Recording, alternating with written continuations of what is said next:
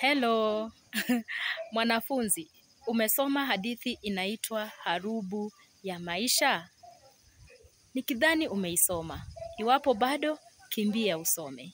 Harubu inamaanisha nini? Harubu ni shida, yaani shida za maisha. Ukisoma hadithi hii, unakutana na mhusika mkuu, anaitwa Kikwai. Mhusika huyu anapitia changamoto tele maishani mwake. Mojawapo ikiwa kutolipwa mshahara kwa zaidi ya miezi miwili. Jambo hili linamfanya anafilisika. Anakosa pesa za matumizi kule nyumbani, anakosa pesa za kununua chakula, inambidi aende kukopa kwa mwenye duka ambaye anaitwa Vaite.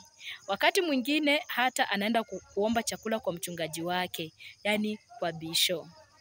Linalohuzunisha zaidi ni kwamba huyu Kikwai na mfanyakazi mwenzake anaitwa Nilakosi wanalazimika kutembea kwa mguu kutoka kazini hadi nyumbani. Hizo ni baadhi tu ya changamoto wanazopitia kama wafanyakazi.